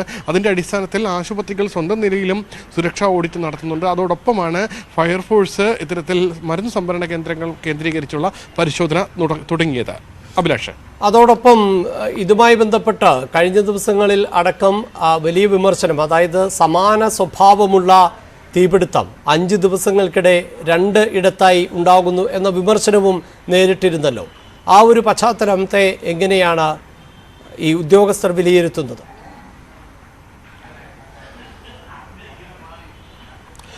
നിലവിൽ ഫോറൻസിക് പരിശോധനാ ഫലം ലഭിക്കുന്നതിനനുസരിച്ച് മാത്രമേ ഏതെങ്കിലും രീതിയിലുള്ള നിഗമനത്തിലെത്താനാകൂ എന്നുള്ള പ്രതികരണമാണ് ആരോഗ്യവകുപ്പ് ഉദ്യോഗസ്ഥരും KMSCL അധികാരികളും പറയുന്നത്. അതുകൊണ്ട് തന്നെ ഫോറൻസിക് പരിശോധനകൾ ഇന്നലെ കിൻഫ്രയിലും പൂർത്തിയാക്കിയിരുന്നു. ഇന്നലെ വൈകിട്ടോടു കൂടിയാണ് ഫോറൻസിക് പരിശോധന പൂർത്തിയാക്കിയത്. 15 കമ്പോണന്റുകൾ, അതായത് ആരോഗ്യ മേഖലയിൽ ഉപയോഗിക്കുന്ന മെഡിക്കൽ കമ്പോണന്റുകൾ 15 കമ്പോണന്റുകളായിരുന്നു ഇന്നലെ കത്തിയ കിൻഫ്രയിലെ ഗോഡൌണിൽ സൂക്ഷിച്ചിരുന്നത്. ഈ 15 കമ്പോണന്റുകളുടെയും സാമ്പിൾ കഴിഞ്ഞ ദിവസം ഫോറൻസിക് ശേഖരിച്ചു. അതുകൂടാതെ കാലാവധി കഴിഞ്ഞ മരുന്നുകളുടെ സാമ്പിളും ശേഖരിച്ചു. ഏതെങ്കിലും രീതിയിൽ ബ്ലീച്ചിങ് പൗഡർ, കാരണം ഏറ്റവും അധികം ആ ഗോഡൌണിൽ സംഭരിച്ചിരുന്നത് ബ്ലീച്ചിങ് പൗഡറാണ്. ഏകദേശം 30,000 കിലോഗ്രാം ബ്ലീച്ചിങ് പൗഡർ ഉണ്ടായിരുന്നു എന്നാണ് സ്റ്റോക്കിലെ റെക്കോർഡുകളിൽ സൂചിപ്പിച്ചിരുന്നത്. അതിൻ്റെ അടിസ്ഥാനത്തിൽ ബ്ലീച്ചിങ് പൗഡർ പ്രത്യേകമായി തന്നെ പരിശോധിക്കും. ഏതെങ്കിലും രീതിയിൽ കൂടുതൽ തീ കത്താനുള്ള സാധ്യത കൂടുന്ന ഏതെങ്കിലും കമ്പോണന്റുകൾ ഇതിൽ ഉൾപ്പെട്ടിട്ടുണ്ടോ എന്നുള്ളതാണ് പ്രധാനമായി പരിശോധിക്കുന്നത്. എന്തായാലും ആ ഫോറൻസിക് പരിശോധനയ്ക്ക് ശേഷം മാത്രമായിരിക്കും ഇതുമായി ബന്ധപ്പെട്ട ഒരു പ്രതികരണത്തിന് ഒരുപക്ഷെ തയ്യാറാക്കുക. എന്നാൽ സുരക്ഷാ ഓഡിറ്റുകൾ, പ്രത്യേകിച്ച് ആശുപത്രികളും മരുന്ന് സംഭരണ കേന്ദ്രങ്ങളും കേന്ദ്രീകരിച്ച് സുരക്ഷാ ഓഡിറ്റുകൾ വേഗത്തിൽ പൂർത്തിയാക്കാൻ ആരോഗ്യവകുപ്പ് നിർദ്ദേശം നൽകി. അതിന് സമാന്തരമായി ഇപ്പോൾ ഫയർഫോഴ്സും പരിശോധന തുടങ്ങിയിരിക്കുന്നു. അഭിലാഷ്, ഇന്നലെയുണ്ടായ തീപിടുത്തത്തിന്റെ പശ്ചാത്തലത്തിലാണ് ഫയർഫോഴ്സ് ഉണർന്ന് പ്രവർത്തിക്കുന്നത്. ജഡ്ജിക്ക് നൽകാനെന്ന പേരിൽ കോഴ വാങ്ങിയ കേസിൽ ക്രൈംബ്രാഞ്ച് അന്വേഷണം അന്തിമഘട്ടത്തിലെന്ന് സർക്കാർ ഹൈക്കോടതിയിൽ. ജൂൺ 2ാം വാരത്തോടെ അന്വേഷണം പൂർത്തിയാകും. കേസുമായി ബന്ധപ്പെട്ട 14 ഗാഡ്ജറ്റുകൾ പിടിച്ചെടുത്തിരുന്നു. ഇവയുടെ ഫോറൻസിക് പരിശോധന നടക്കുകയാണ് എന്നും സർക്കാർ വ്യക്തമാക്കി. ഫോറൻസിക് പരിശോധന ഉടൻ പൂർത്തിയാക്കണമെന്ന് ജസ്റ്റിസ് കൗസർ എടപ്പകത്ത് നിർദ്ദേശിച്ചു. കാട്ടാക്കട കോളേജിലെ SFI ആൾമാറാട്ടം പരിശോധിക്കുമെന്ന് ഗവർണർ ആരിഫ് മുഹമ്മദ് ഖാൻ. അതീവ ഗൗരവത്തോടെയാണ് കാണുന്നത് എന്നും ശക്തമായ നടപടി ഉണ്ടാകുമെന്നും ഗവർണർ പ്രതികരിച്ചു. സമാന സംഭവങ്ങൾ എവിടെയെങ്കിലും നടന്നിട്ടുണ്ടെങ്കിൽ കണ്ടെത്തുമെന്നും അതിനായി സൂക്ഷ്മ പരിശോധന നടത്തുമെന്നും ഗവർണർ അറിയിച്ചു. ST പ്രൊമോട്ടർമാരായി പാർട്ടി അനുഭാവികൾക്ക് മാത്രം ജോലി നൽകണം എന്ന ശബ്ദരേഖയെ തള്ളി ആദിവാസി ക്ഷേമസമിതി. സംഘടനയുടെ നിലപാടല്ല ശബ്ദരേഖയിൽ പറയുന്നത് എന്നാണ് AKSന്റെ വാദം. സർക്കാരിനെ കരിവാരിത്തേക്കാനും ആദിവാസികൾക്കിടയിൽ സംഘടനയ്ക്കുള്ള സ്വാധീനം ഇല്ലാതാക്കാനും ബോധപൂർവമായ ശ്രമം നടത്തുന്നു എന്നും AKS സംസ്ഥാന ഭാരവാഹികൾ ആരോപിച്ചു. എന്നാൽ ശബ്ദരേഖയിലൂടെ പ്രവർത്തകർക്ക് നിർദ്ദേശം നൽകിയ ജില്ലാ നേതാവിനെതിരെ നടപടിയെടുക്കുമോ എന്നതിൽ AKS നിലപാട് അറിയിച്ചിട്ടില്ല. UT ഖാദർ കർണാടക നിയമസഭാ സ്പീക്കർ. എതിരില്ലാതെയാണ് മലയാളിയായ UT ഖാദർ തെരഞ്ഞെടുക്കപ്പെട്ടത്. മുഖ്യമന്ത്രി സിദ്ധരാമയ്യ, ഉപമുഖ്യമന്ത്രി DK ശിവകുമാർ, മുൻ മുഖ്യമന്ത്രി ബസവരാജ് ബൊമ്മെ എന്നിവർ ചേർന്ന് സ്പീക്കറുടെ കസേരയിലേക്ക് ഖാദറെ ആനയിച്ചു. മംഗളൂരു MLA ആണ് UT ഖാദർ. ഡൽഹി മുഖ്യമന്ത്രി അരവിന്ദ് കെജ്രിവാൾ ശിവസേന ബാലസാഹബ് താക്കറെ പാർട്ടി അധ്യക്ഷൻ ഉദ്ധവ് താക്കറെയുമായി കൂടിക്കാഴ്ച നടത്തി. പഞ്ചാബ് മുഖ്യമന്ത്രി ഭഗവത് മാനും മറ്റ് AAP നേതാക്കളും ഒപ്പമുണ്ടായിരുന്നു. ഡൽഹിയിലെ കേന്ദ്ര ഓർഡിനൻസിന് എതിരെ പ്രതിപക്ഷ ഐക്യം രൂപപ്പെടുത്തുന്നതിന്റെ ഭാഗമായാണ് കൂടിക്കാഴ്ച. നാളെ NCP അധ്യക്ഷൻ ശരത് പവാറുമായും കെജ്രിവാൾ കൂടിക്കാഴ്ച നടത്തും. ഇന്നലെ കെജ്രിവാൾ മമതാ ബാനർജിയുമായും കൂടിക്കാഴ്ച നടത്തിയിരുന്നു. സമരം കടുപ്പിച്ച് ഗുസ്തി താരങ്ങൾ. ഗുസ്തി ഫെഡറേഷൻ അധ്യക്ഷൻ ബ്രിജ്ഭൂഷൺ ശരൺ സിംഗിനെതിരായ ലൈംഗിക ആരോപണ പരാതിയിൽ നടപടി വൈകുന്നതിനെ തുടർന്നാണ് ഗുസ്തി താരങ്ങളുടെ സമരം. മെയ് 28-ന് ഉദ്ഘാടനം ചെയ്യുന്ന സെൻട്രൽ വിസ്തയ്ക്ക് മുന്നിൽ പ്രതിഷേധിക്കാനാണ് താരങ്ങളുടെ തീരുമാനം. അതുവരെ ജന്തർ മന്ദറിലെ പ്രതിഷേധം തുടരും. +1 സീറ്റുകളുടെ കാര്യത്തിൽ കഴിഞ്ഞ വർഷത്തെ വർധന അതേപടി തുടരും. 81 താൽക്കാലിക ബാച്ചുകൾ അനുവദിക്കാനും മന്ത്രിസഭാ യോഗത്തിൽ തീരുമാനമായി. നന്ദകുമാറുണ്ട് വാർത്തയുടെ വിശദാംശങ്ങളുമായി. നന്ദകുമാർ, ഉപരിപഠനത്തിന് വിദ്യാർത്ഥികൾക്ക് അവസരം ലഭിക്കില്ല എന്ന വ്യാപകമായ വിമർശനം പ്രതിപക്ഷ നിരയിൽ നിന്ന് ഉയരുന്നുണ്ട്. എന്താണ് ഇതിനുള്ള പോംവഴിയായി സർക്കാർ പറയുന്നത്? അഭിലാഷ്, സീറ്റ് ക്ഷാമം പരിഹരിക്കാൻ കഴിഞ്ഞ വർഷം വരെ നടത്തിയ രീതിയിൽ 30% വരെ സീറ്റ് വർദ്ധിപ്പിച്ചും 2021 അനുവദിച്ച 81 താൽക്കാലിക ബാച്ചുകൾ തുടരാനുമാണ് വിദ്യാഭ്യാസ വകുപ്പിന്റെ നീക്കം. എന്തായാലും ഈ 81 താൽക്കാലിക ബാച്ചുകൾ കൊണ്ടുവരുന്നതിലൂടെയും ഈ സീറ്റ് ക്ഷാമം പരിഹരിക്കാനാകുമെന്നാണ് ഇപ്പോൾ സർക്കാർ കരുതുന്നത്. ഏറ്റവും പ്രധാനം ഈ മാർജിനൽ സീറ്റ് വർധനവും അതേ രീതിയിൽ തുടരാൻ തന്നെയാണ് സർക്കാരിന്റെ തീരുമാനം. തിരുവനന്തപുരം, പാലക്കാട്, കോഴിക്കോട്, മലപ്പുറം, വയനാട്, കണ്ണൂർ, കാസർഗോഡ് ജില്ലകളിൽ ഗവൺമെന്റ് സ്കൂളുകളിൽ 30% സീറ്റ് വർധനവും എയ്ഡഡ് സ്കൂളുകളിൽ 20% സീറ്റ് വർധനവുമാണ് ഇപ്പോൾ സർക്കാർ നടത്തിയിരിക്കുന്നത്. എയ്ഡഡ് സ്കൂളുകളിൽ ആവശ്യമെങ്കിൽ 10% കൂടി മാർജിനൽ സീറ്റ് വർധനവ് അനുവദിക്കാനും ഇപ്പോൾ മന്ത്രിസഭാ യോഗം അനുമതി നൽകിയിരിക്കുകയാണ്. കൊല്ലം, എറണാകുളം, തൃശൂർ ജില്ലകളിൽ 20% സീറ്റാണ് ഇപ്പോൾ വർധനവ് നടത്തിയിരിക്കുന്നത്. ഏറ്റവും പ്രധാനം ഇത്തരത്തിൽ മലബാറിലാണ് ഈ സീറ്റിന്റെ ക്ഷാമം വലിയ തോതിൽ കൂടുതലായിരുന്നത്. ആ സ്ഥലങ്ങളിൽ കൂടുതൽ സീറ്റുകൾ, അധിക ബാച്ചുകൾ നൽകിയും കൂടുതൽ സീറ്റുകൾ നൽകിയും ഈ ഒരു സീറ്റ് ക്ഷാമം പരിഹരിക്കാൻ തന്നെയാണ് ഇപ്പോൾ വിദ്യാഭ്യാസ വകുപ്പിന്റെ നീക്കം. അതെന്തായാലും മന്ത്രിസഭാ യോഗം ഇപ്പോൾ അനുഭവിച്ചിരിക്കുകയാണ്. എന്തായാലും കഴിഞ്ഞ വർഷങ്ങളിൽ പോലെ ഈ ഒരു വിദ്യാർത്ഥികൾക്ക് ഉപരിപഠനത്തിന് എല്ലാ സഹായവും ചെയ്യാൻ തന്നെയാണ് ഇപ്പോൾ സർക്കാരിന്റെ നീക്കം. നന്ദൻ, ഇന്ന് മന്ത്രിസഭാ യോഗത്തിൽ മറ്റ് നിരവധിയായ കാര്യങ്ങൾ, പ്രത്യേകിച്ച് ഈ തീപിടുത്തത്തിൽ ഫയർമാനായ രഞ്ജിത്ത് മരിച്ചിരുന്നു, ധനസഹായം ഉൾപ്പെടെയുള്ളവ, അതോടൊപ്പം മദ്യനയം അടക്കമുള്ള കാര്യങ്ങൾ പരിഗണിക്കപ്പെട്ടേക്കും എന്ന സൂചനകളുണ്ടായിരുന്നു. പക്ഷേ മദ്യനയം ചർച്ചയായില്ല എന്നാണ് വിവരം. പ്രധാനമായും ഊന്നൽ നൽകിയത് ഈ +1 പ്രവേശനവുമായി ബന്ധപ്പെട്ട വിഷയത്തിൽ തന്നെയാണോ? തീർച്ചയായും. കാരണം ഈ ഒരു വിഷയം പ്രതിപക്ഷം വലിയ തോതിൽ ഉയർത്തുന്നുണ്ട്. അത് മാത്രമല്ല, ഈ വിദ്യാർത്ഥികളും മാതാപിതാക്കളും വലിയ തോതിൽ ആശങ്കയും ഈ വിഷയത്തിൽ പ്രകടിപ്പിക്കുകയും ചെയ്തിരുന്നു. കാരണം ഉപരിപഠനത്തിന് അർഹത ഇല്ല എങ്കിൽ ഈ കുട്ടികൾക്കൊക്കെ തന്നെ മറ്റ് ജില്ലകളിലേക്കോ അല്ലെങ്കിൽ സംസ്ഥാനത്തിന് പുറത്ത് പഠിക്കേണ്ട ഒരു രീതിയിലേക്ക് കാര്യങ്ങൾ പോകുമായിരുന്നു. അതുകൊണ്ട് തന്നെയാണ് ഈ വിഷയം കൂടുതലായിട്ട് ഇന്ന് മന്ത്രിസഭാ യോഗം പരിഗണിച്ചത്. എന്നാലും മറ്റ് വിഷയങ്ങളുടെ കാര്യങ്ങളിലൊക്കെ തന്നെ അല്പസമയത്തിന് ശേഷം വ്യക്തത വരുമെന്നാണ് ഇപ്പോൾ വിചാരിക്കുന്നത്. വാർത്തയുടെ വിശദാംശങ്ങളാണ് നന്ദൻ നൽകിയത്. SSLC പരീക്ഷാഫലം പുറത്തുവന്നപ്പോൾ 77,000-ലധികം കുട്ടികളാണ് മലപ്പുറം ജില്ലയിൽ മാത്രം ഉപരിപഠനത്തിന് യോഗ്യത നേടിയത്. ജില്ലയിൽ നിലവിലെ കണക്ക് പ്രകാരം 47,000 +1 സീറ്റുകളാണ് ഉള്ളത്. മലബാറിലെ മറ്റ് ജില്ലകളിലും പ്രവേശനം നേടാവുന്ന സീറ്റുകളുടെ എണ്ണത്തിൽ കുറവുണ്ടായേക്കും. ഹയർ സെക്കൻഡറി VHSC ഉൾപ്പെടെ മലപ്പുറം ജില്ലയിലെ +1 മെറിറ്റ് സീറ്റുകളുടെ എണ്ണം 44,740 മാത്രമാണ്. 77,827 പേരാണ് ഇത്തവണ 10ാം ക്ലാസ് വിജയിച്ച് ഉപരിപഠനത്തിന് യോഗ്യത നേടിയത്.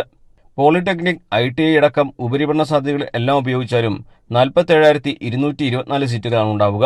പ്രത്യക്ഷത്തിൽ തന്നെ 30,000-ലധികം കുട്ടികൾ പ്രതിസന്ധിയിലാകും. പണം മുടക്കി പഠിക്കേണ്ട അൺഎയ്ഡഡ് സീറ്റുകളുടെ എണ്ണം കൂടെ കൂട്ടിയാലും ആകെ +1 സീറ്റ് 56,015 മാത്രമേ ആകൂ. അപ്പോഴും 21,812 കുട്ടികൾക്ക് സീറ്റുണ്ടാകില്ല.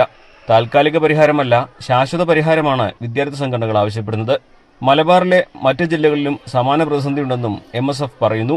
പ്രതിസന്ധി പഠിച്ച് പരിഹാരം കാണാൻ സർക്കാർ നിശ്ചയിച്ച കാർത്തികേയൻ കമ്മീഷൻ റിപ്പോർട്ട് നടപ്പാക്കണമെന്നും MSF ആവശ്യപ്പെടുന്നു. ഞങ്ങൾ എക്കാലവും ആവശ്യപ്പെട്ടത് പുതിയ സ്ഥാപനങ്ങൾ, പുതിയ സ്കൂളുകൾ സമ്മാനിക്കണം, പുതിയ ബാച്ചുകൾ ആരംഭിക്കണം, സ്ഥിരമായ ബാച്ചുകൾ ആരംഭിക്കണം എന്നതാണ്. സർക്കാർ ചില പൊടിക്കൈകളാണ്. കഴിഞ്ഞ വർഷം ഉണ്ടായിരുന്ന അധിക ബാച്ചുകൾ ഞങ്ങൾ ഇത്തവണ നിലനിർത്തുന്നതാണ്. ഞങ്ങൾക്ക് അങ്ങനെ അധിക ബാച്ച് വേണ്ട. അങ്ങനെ സർക്കാർ വെച്ച് നിർത്തുന്നത് ഏറ്റുവാങ്ങേണ്ടവരല്ല മലപ്പുറത്തുകാരും മലബാറുകാരൊക്കെ. ഞങ്ങളെല്ലാവരെയും പോലെ നികുതി കൊടുക്കുന്നവരും കേരളത്തിലെ പൊതുജനത്തിന്റെ ഭാഗമായി നിൽക്കുന്നവരുമാണ്. അവകാശപ്പെട്ട സീറ്റുകൾ നൽകാൻ സർക്കാർ തയ്യാറാക്കണം. ഇനി ഞങ്ങൾ ഈ സമ്മേളനങ്ങൾക്കൊക്കെ ശേഷം ശക്തമായ സമരത്തിലേക്ക് ഇറങ്ങാൻ വേണ്ടി പോവുകയാണ്. കാർത്തികേയൻ കമ്മീഷൻ റിപ്പോർട്ട് പുറത്തുവിടണം. ആവശ്യത്തിനനുസൃതമായ സീറ്റുകൾ മലപ്പുറത്തെന്നല്ല, മലബാറിലെന്നല്ല, കേരളത്തിലെ മുഴുവൻ വിദ്യാർത്ഥികൾക്കും പഠിക്കാനുള്ള സൗകര്യം കൊടുക്കാൻ സർക്കാരിന് ബാധ്യതയുണ്ട് എന്ന് ഞങ്ങൾ വിശ്വസിക്കുന്നു. സേ പരീക്ഷാ ഫലങ്ങളെത്തുമ്പോൾ വിജയിച്ചവരുടെ എണ്ണം ഇനിയും കൂടും. CBSE, ICSE സിലബസുകളിൽ നിന്നായി കേരള സിലബസിലേക്ക് മാറുന്നവർ കൂടിയാകുമ്പോൾ പ്രതിസന്ധി അതിരൂക്ഷമാകും. കൂടുതൽ ബാച്ചുകൾ അനുവദിച്ച് പ്രശ്നത്തിന് ശാശ്വത പരിഹാരം കാണണമെന്ന ആവശ്യം മുൻ വർഷങ്ങളെക്കാൾ ശക്തമായിട്ടാണ് ഇക്കുറി ഉയരുന്നത്. ന്യൂസ് 18 മലപ്പുറം. മുഖ്യമന്ത്രി പിണറായി വിജയന് ഇന്ന് 78ാം പിറന്നാൾ. ആഘോഷങ്ങൾ ഇല്ലാത്ത സാധാരണ ദിവസം മാത്രമാണ് കേരള മുഖ്യമന്ത്രിക്ക് ഇന്നും. കണ്ണൂരിൽ നിന്ന് രാവിലെ തലസ്ഥാനത്തെത്തിയ മുഖ്യമന്ത്രി മന്ത്രിസഭാ യോഗത്തിലും വിവിധ പദ്ധതികളുടെ അവലോകന യോഗങ്ങളിലും പങ്കെടുത്തു. കേന്ദ്രമന്ത്രി നിതിൻ ഗഡ്കരി, തമിഴ്നാട് മുഖ്യമന്ത്രി MK സ്റ്റാലിൻ അടക്കമുള്ള പ്രമുഖർ മുഖ്യമന്ത്രിക്ക് പിറന്നാൾ ആശംസകൾ നേർന്നു. മലയാളത്തിലാണ് സ്റ്റാലിൻ മുഖ്യമന്ത്രിക്ക് പിറന്നാൾ ആശംസകൾ നേർന്നത്. സമഗ്ര പ്രയത്നം കൊണ്ട് കേരളത്തിന്റെ വിജയഗാഥ രചിക്കുന്ന പ്രിയ സഖാവിന് ദീർഘായുസ്സും ആരോഗ്യവും ഉണ്ടാകട്ടെയെന്ന് സ്റ്റാലിൻ കുറിച്ചു. ബാലകേരളവുമായി സ്കൂൾ കുട്ടികളുടെ ഇടയിലേക്ക് സജീവമായി ഇറങ്ങുകയാണ് MSF. ബാലകേരളത്തിന്റെ പ്രഥമ സംസ്ഥാന സമ്മേളനം മലപ്പുറത്ത് നടന്നു. ബാലഗോകുലം ബാലസംഘം ശൈലിയിൽ ഇനി ബാലകേരളം. MSF രൂപം കൊടുത്ത ബാലകേരളത്തിന്റെ ആദ്യ സംസ്ഥാന സമ്മേളനമായ വർണ്ണോത്സവം അക്ഷരാർത്ഥത്തിൽ വ്യത്യസ്തവും MSFൽ നിന്നും ഇതുവരെ കാണാത്തതുമായിരുന്നു. പാട്ടും നാടകവും മാജിക് ഷോയും പ്രസംഗങ്ങളും എല്ലാമായി വർണ്ണോത്സവം കുട്ടികൾക്ക് ആഘോഷമായി.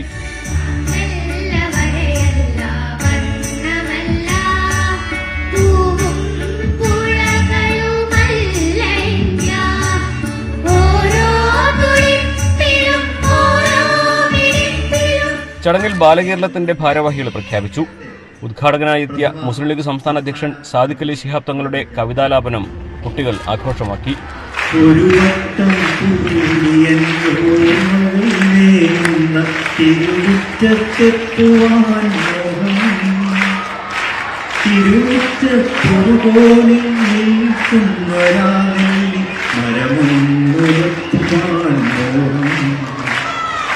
തൊടിയിലെ കിണർവെള്ളം കോരി കുടിച്ചെന്ന് മധുരമെന്നോതുവാൻ മോഹം.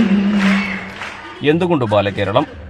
SFIയുടെ വഴി മാതൃകയാക്കുകയാണോ എന്നീ ചോദ്യങ്ങൾക്ക് MSF സംസ്ഥാന പ്രസിഡന്റ് PK നവാസിന്റെ മറുപടി ഇങ്ങനെ: അവരവർക്ക് അവരവരുടെ വഴിയാണ്. ഞങ്ങൾക്കിത് കാലം ആവശ്യപ്പെടുന്നു എന്ന് ഞങ്ങളുടെ തോന്നൽ, ഞങ്ങളുടെ ചർച്ചകൾ, കാലം ആവശ്യപ്പെടുന്ന ഒരു പദ്ധതിയെ എന്നും മുന്നോട്ട് വെച്ചിട്ടുള്ളതാണ് MSF.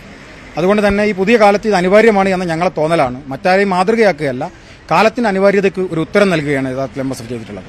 മാറുന്ന കാലത്തിനനുസരിച്ച് പ്രവർത്തനത്തിലും മാറ്റം വരുത്തുകയാണ് MSF എന്നും നവാസ് വിശദീകരിച്ചു.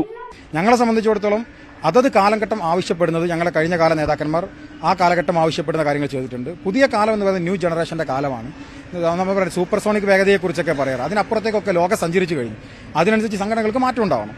MSF അതിനനുസരിച്ച് മാറുന്നു. കാലത്തിനോടൊപ്പം സഞ്ചരിക്കാൻ, കാലത്തിന് മുമ്പേ സഞ്ചരിക്കാൻ ഞങ്ങൾ പാകപ്പെടുന്നു എന്നതാണ് ഇത്തരം പദ്ധതിയോട് ഞങ്ങൾ ആഗ്രഹിക്കുന്നത്. PK കുഞ്ഞാലിക്കുട്ടി, PMA സലാം, അബ്ദുൾ സമദ് സമദാനി, KPA മജീദ് തുടങ്ങി ലീഗിന്റെ എല്ലാ പ്രമുഖ നേതാക്കളും വർണ്ണോത്സവത്തിന്റെ ഭാഗമായി. മാറുന്ന കാലത്തിനനുസരിച്ചുള്ള പ്രവർത്തനങ്ങളുമായി കൂടുതൽ വിദ്യാർത്ഥികളിലേക്ക് എത്തിച്ചേരാനാണ് MSF ബാലകേരളത്തിലൂടെ ലക്ഷ്യമിടുന്നത്.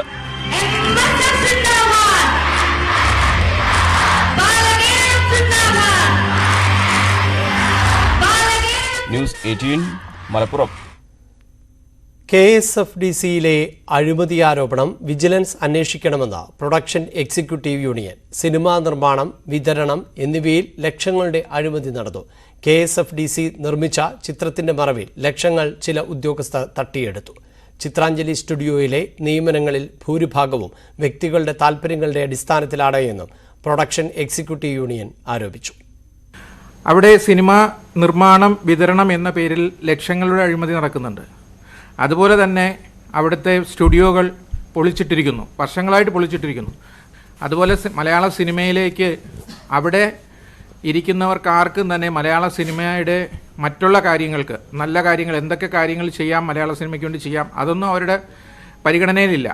അവർ യൂണിറ്റ് ബുക്ക് ചെയ്ത് കഴിഞ്ഞാൽ ആ യൂണിറ്റ് മറിച്ച് പുറത്ത് കൊടുക്കുക, കൊണ്ടുവരുന്ന എക്യുപ്മെൻറ്റ്സ് പുറത്ത് വിൽക്കുക, ഇങ്ങനെയുള്ള കാര്യങ്ങളൊക്കെയാണ് അവിടെ നടന്നുകൊണ്ടിരിക്കുന്നത്. അതുകൊണ്ട് അതായത് ഈ ചെയർമാനെയും അവിടുത്തെ സ്റ്റാഫിനെയും ഉൾപ്പെടെ നമ്മളൊരു നിവേദനം മന്ത്രിക്ക് കൊടുക്കാൻ പോകുന്നതാണ്. അവിടുത്തെ ചെയർമാനെയും മറ്റുള്ള സ്റ്റാഫിനെയും മാറ്റി നിർത്തിക്കൊണ്ടൊരു വിജിലൻസ് അന്വേഷണം വേണമെന്നാണ്. സംസ്ഥാന സ്പോർട്സ് കൗൺസിലും എറണാകുളം ജില്ലാ കൗൺസിലും തമ്മിലുള്ള തർക്കത്തിൽ കായികമന്ത്രി ഇടപെട്ട് ചർച്ച നടത്താൻ സാധ്യത. പ്രശ്നം കൂടുതൽ സങ്കീർണമാകും മുമ്പ് ഇരുവിഭാഗത്തെയും അനുനയിപ്പിക്കാനാണ് നീക്കം.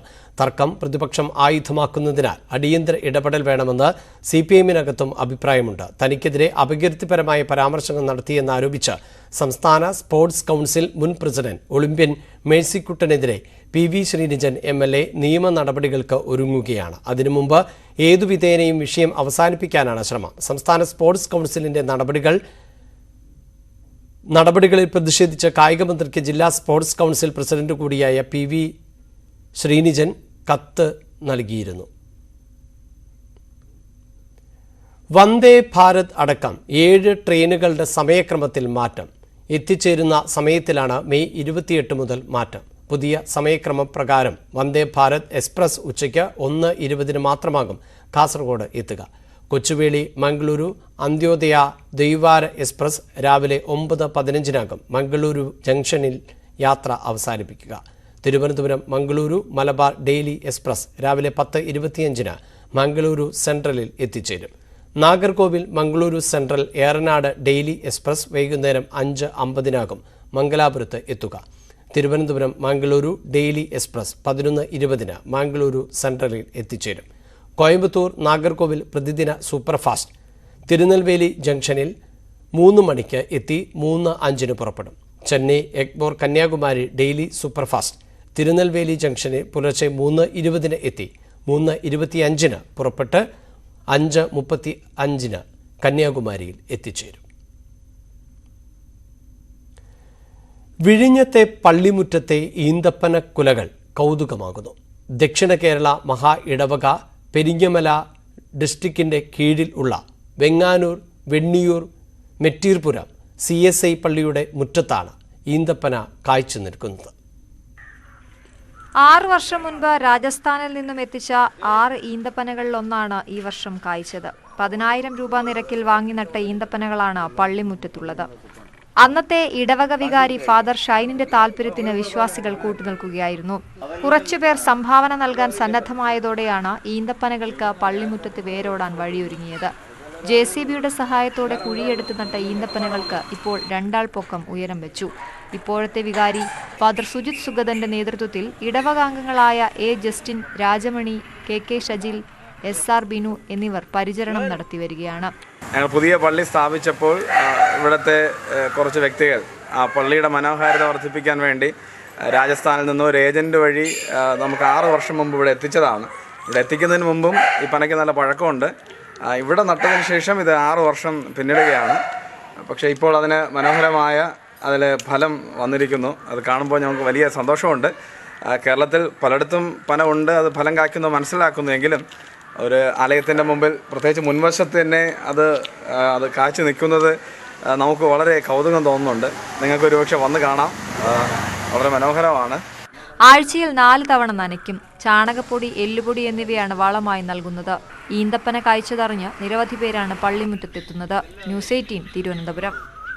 മാലിന്യ സംസ്കരണത്തിന്റെ ഭാഗമായി സ്വച്ഛ് ഭാരത് മിഷൻ നടപ്പാക്കുന്ന റെഡ്യൂസ്, റീയൂസ്, റീസൈക്കിൾ പദ്ധതിയുടെ ഭാഗമായി കോഴിക്കോട് മുക്കം നഗരസഭയിലെ 15ാം ഡിവിഷനിൽ RRR കേന്ദ്രം പ്രവർത്തനം ആരംഭിച്ചു. പഴയതും എന്നാൽ വീണ്ടും ഉപയോഗിക്കാൻ പറ്റുന്നതുമായ സാധനങ്ങൾ ആവശ്യക്കാർക്ക് നൽകുക എന്ന ലക്ഷ്യത്തോടെയാണ് മുക്കം കുറ്റിപ്പാലയിൽ RRR കേന്ദ്രം ആരംഭിച്ചത്. പഴയതും പിന്നീട് ഉപയോഗിക്കാൻ പറ്റിയതുമായ സാധനങ്ങൾ ആവശ്യക്കാർക്ക് വിതരണം ചെയ്യുക എന്ന ലക്ഷ്യത്തോടെയാണ് സ്വച്ഛ് ഭാരത് മിഷൻ നടപ്പാക്കുന്ന റെഡ്യൂസ്, റീയൂസ്, റീസൈക്കിൾ പദ്ധതിയുടെ ഭാഗമായി RRR കേന്ദ്രം പ്രവർത്തനം ആരംഭിച്ചത്. മുക്കം നഗരസഭയിലെ 15ാം ഡിവിഷൻ കുറ്റിപ്പാലയിലാണ് കേന്ദ്രം. പഴയതും പിന്നീട് ഉപയോഗിക്കാൻ പറ്റുന്നതുമായ വസ്ത്രങ്ങൾ, ആഭരണങ്ങൾ, കളിപ്പാട്ടങ്ങൾ, കുഞ്ഞുടുപ്പുകൾ തുടങ്ങിയവയാണ് കേന്ദ്രത്തിലുള്ളത്. ഇത് ആവശ്യക്കാർക്ക് കേന്ദ്രത്തിലെത്തി സൗജന്യമായി തിരഞ്ഞെടുക്കാം. ഇത്തരം RRR കേന്ദ്രങ്ങൾ നഗരസഭയിലെ മറ്റ് ഡിവിഷനുകളിലും ആരംഭിച്ചിട്ടുണ്ട്. ഹരിതകർമ്മസേനയെ എടുത്ത് കൊടുത്തയക്കാൻ മാത്രം പഴയതുമായിരിക്കില്ല. എന്നാൽ അത്തരം സാധനങ്ങൾ ആവശ്യക്കാർക്ക് ഉപയോഗിക്കാൻ വേണ്ടിയിട്ടാണ് റെഡ്യൂസ്, റീയൂസ്, റീസൈക്കിൾ എന്നീ ഒരു പദ്ധതി വിവിധ കേന്ദ്രങ്ങളിൽ മുക്കം നഗരസഭയുടെ നേതൃത്വത്തിൽ ആരംഭിച്ചിരിക്കുന്നത്. മുക്കം കുറ്റിപ്പാലയിൽ ആരംഭിച്ച RRR കേന്ദ്രത്തിന്റെ ഉദ്ഘാടനം മുക്കം നഗരസഭാ ചെയർമാൻ PT ബാബു നിർവഹിച്ചു. Vice chairperson advocate Chandini, standing committee chairman Sathyanarayanan master, കൗൺസിലർമാരായ ജോഷില സന്തോഷ്, അശ്വിനി സന്തോഷ് തുടങ്ങിയവർ ചടങ്ങിൽ പങ്കെടുത്തു. ന്യൂസ് 18 മുക്കം.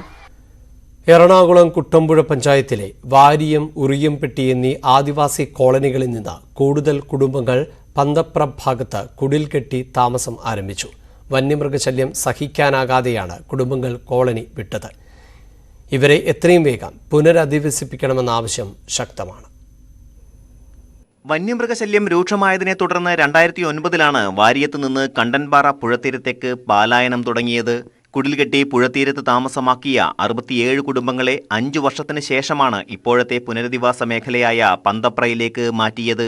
ഉൾവനത്തിൽ അസൗകര്യങ്ങളുടെ നടുവിൽ കഴിയുന്ന വാരിയം, ഉറിയംപട്ടി എന്നിവിടങ്ങളിലെ 218 കുടുംബങ്ങളെ പുനരധിവസിപ്പിക്കാൻ പന്തപ്രയിൽ 550 ഹെക്ടറോളം സ്ഥലമാണ് കണ്ടെത്തിയിട്ടുള്ളത്. ആദ്യഘട്ടത്തിൽ ഇവിടെ എത്തിയ 67 കുടുംബങ്ങൾക്ക് 2 ഏക്കർ സ്ഥലം വീതം നൽകി വീടുകളുടെ പണി പുരോഗമിക്കുകയാണ്. സമീപകാലത്തെത്തിയ 30ഓളം കുടുംബങ്ങൾ ബന്ധുക്കളുടെ പറമ്പുകളിൽ ഷെഡുകൾ കെട്ടി താമസം ആരംഭിച്ചിരിക്കുകയാണ്. എന്നാൽ പുതുതായി എത്തിയ ഇവരുടെ പുനരധിവാസം അനിശ്ചിതത്വത്തിലാണ്. വന്യമൃഗശല്യം മൂലം പന്തപ്രയിലേക്ക് വന്ന തങ്ങൾക്ക് ഉടനെ സ്ഥലവും വീടും നൽകണമെന്ന് ഉറിയംപെട്ടി ആദിവാസി കോളനിയിൽ നിന്നെത്തിയ കിളിയമ്മ പറഞ്ഞു. ഞങ്ങൾക്ക് വേറെ സ്ഥലമില്ലല്ലോ, അതുകൊണ്ട് ഞങ്ങൾക്ക് സ്ഥലം അത്രയും വേഗം തരണം, വീടും തരണം. ഞങ്ങൾ വേറെ തന്നെ സ്ഥലത്തിലാണ് ഇപ്പോൾ പെരവേശ് കെട്ടി താമസിക്കുന്നത്. കിടക്കാനിടയില്ലാതുകൊണ്ട് ഞങ്ങൾ അങ്ങനെ പെരവേശ് കെട്ടി ഇപ്പോൾ വേറൊരു പറമ്പിൽ കിടക്കുകയാണ്. അതുകൊണ്ട് ഞങ്ങൾക്ക് അത്രയും ഭാഗത്ത് സ്ഥലം തന്ന് പെരയും വെച്ച് കെട്ടാനുള്ള സൗന്ദര്യം സാറുമാർ ഉണ്ടാക്കി തരണം. സാങ്കേതിക തടസ്സവാദങ്ങൾ ഉന്നയിക്കാതെ ഇവിടേക്ക് എത്തിക്കൊണ്ടിരിക്കുന്ന മുഴുവൻ കുടുംബങ്ങൾക്കും വീടും സ്ഥലവും നൽകണമെന്ന് കുട്ടമ്പുഴ ഗ്രാമപഞ്ചായത്ത് സ്റ്റാൻഡിംഗ് കമ്മിറ്റി ചെയർമാൻ CBKA പറഞ്ഞു. ഉറിയംപെട്ടിയിൽ നിന്നും വാരിയത്തും മാപ്പിളപ്പാറക്കുടിയിൽ നിന്നൊക്കെ ആയിട്ട് വന്നിരിക്കുന്ന ആളുകൾ ഏകദേശം 30ഓളം കുടുംബങ്ങളുണ്ട്.